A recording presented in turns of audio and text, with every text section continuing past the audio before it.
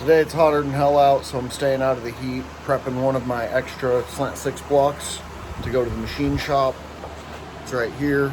I just finished stripping it down. I have the crank sitting in the corner. It's right with my pile of many spare Slant Six parts.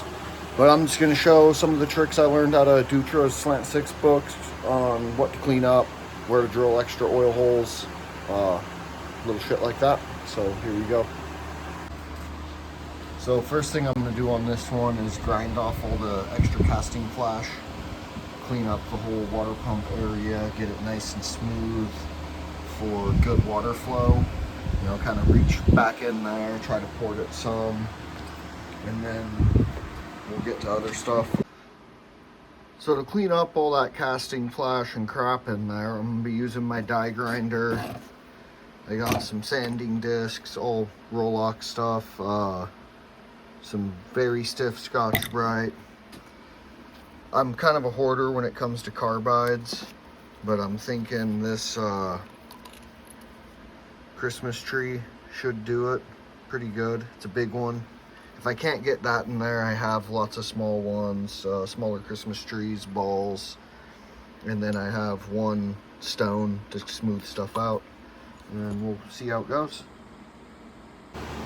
Just remember, when you're running a die grinder, especially when you get to the burr bits, safety first. These things shed razor blades. It'll take your damn eye out.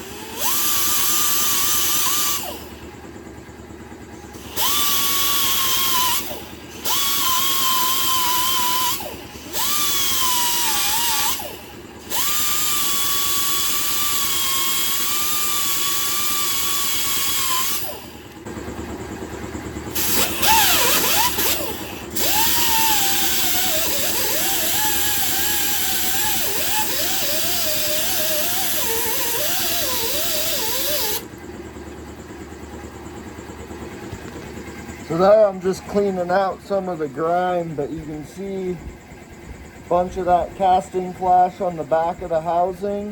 If I can get my camera aimed at it. I'm going to try to smooth a bunch of that out too. It didn't take much. It's cast iron and a carbide burr moves a lot, but all of that knocked down. It's looking good down in there. Just going to keep working at it for a while.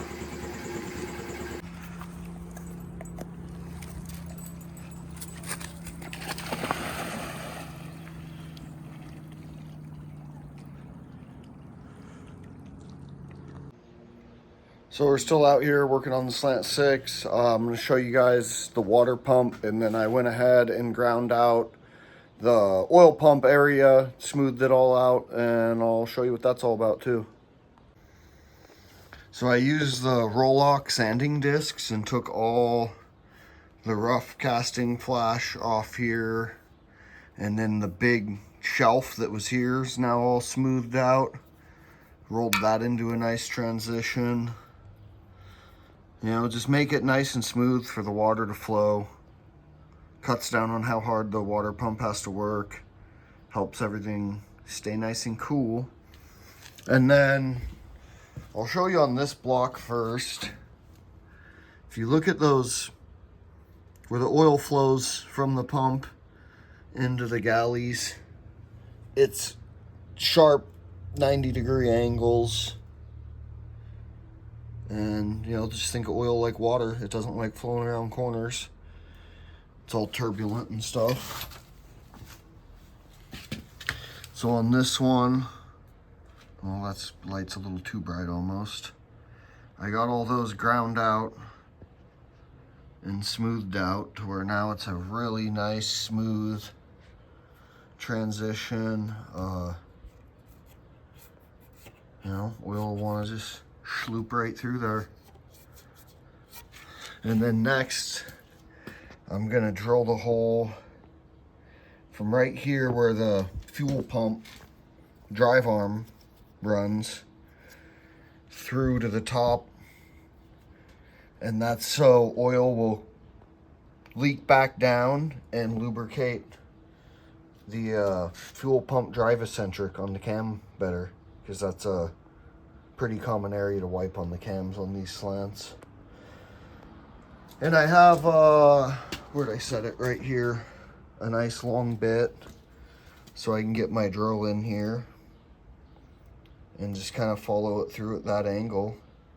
And then I'll chamfer the top so it's like a funnel, and oil will run back. So I'm gonna do that quick and I'll show you how it turns out. So I just finished drilling the hole for the fuel pump eccentric on the cam, and there it is. I drilled through from the backside with the smaller bit, a long shank bit. And then I don't have a long enough burr to get down in there right now. So I used a long drill bit and just came in and kind of stepped it up, used a 3/8 and then a half bit to make it kind of a bowl to guide oil down that hole to that fuel pump eccentric on the cam. And that's just extra oiling to help it keep from wiping that lobe. I think that's about it that I can do on this for right now.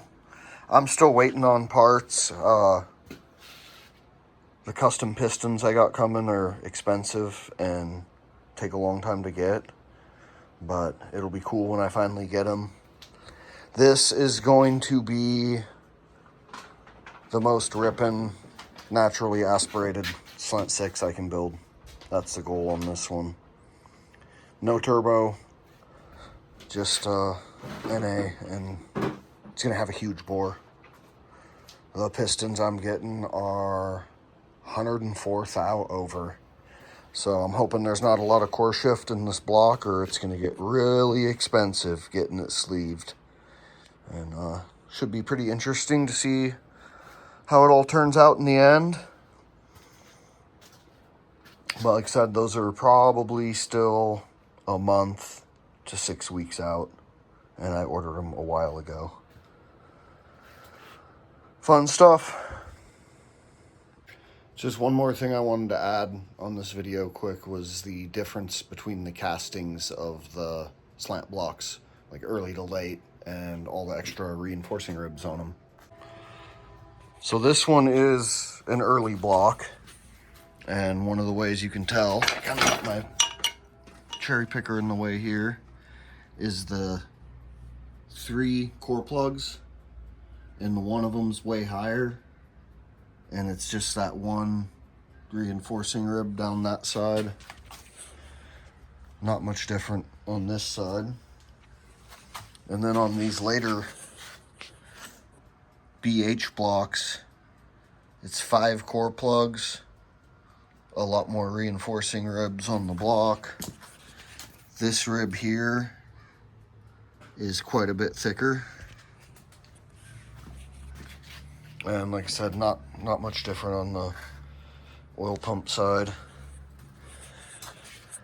And most of these heavier blocks have a BH in the casting number. This is the only one I've ever seen with a BF. I don't know, must have just been a different foundry. Like this one down there is a BH block.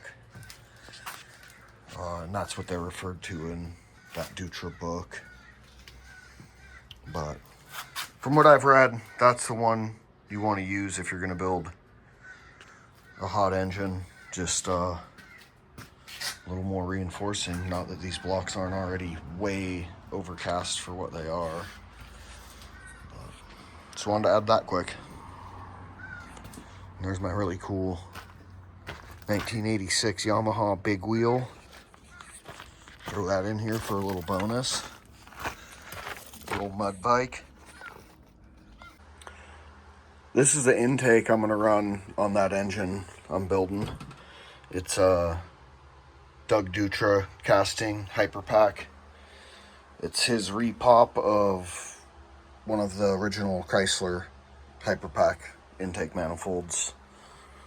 They're meant to run flat out high RPM, and I plan on using that car for road racing. There's a race in Nebraska, Sandhills Open Road Challenge, and that's my goal for that car.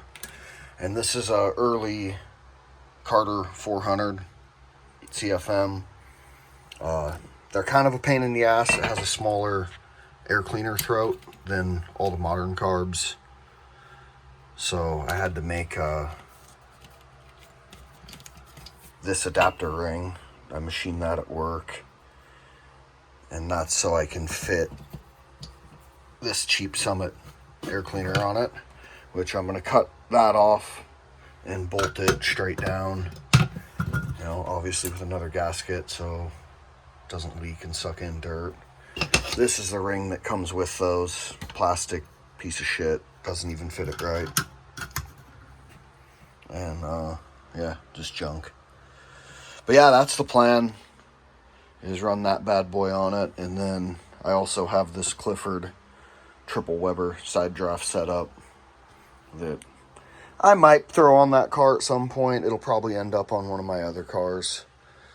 I guess it would be fun to see, you know, seat of the pants comparison between the two. What does better, 4 or 6 barrels?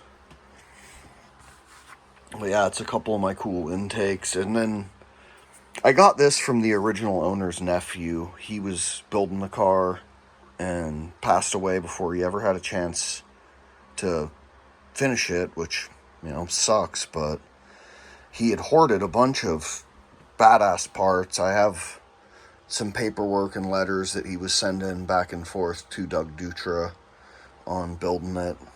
Probably would have been early 90s when he was trying to get it done and just didn't have enough time. And I also have an early set of the Dutra Dual exhaust manifolds, where you cut a factory manifold and use it for the back half, and then the Dutra manifold goes on the front half of the exhaust. And the tailpipe and everything, the original owner ran a exhaust shop in Great Falls, Montana, so he had a bunch of stuff done. He had run an engine on a stand. I don't know what happened to that engine that he built. The original engine is back in the Valiant, and that's how it was when I bought it, and it had been rebuilt. It runs great. I mean, the car's low miles anyway, and it was, the whole family was into stock car racing at what is it, Magic City there in Great Falls, the dirt track there.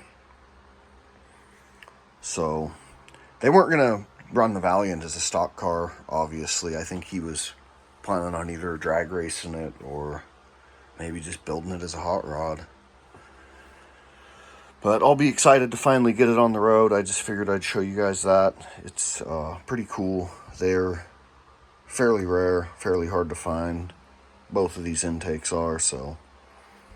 I scored that one when I was working in Minneapolis last summer and found it on Marketplace. Couldn't pass it up.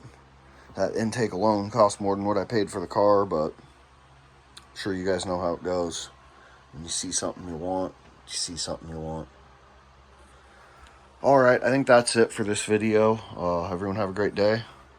And I'm going to be heading out of town for work for a while, but I'll try to keep posting stuff and definitely keep you posted when I get back to work on this. Thank you.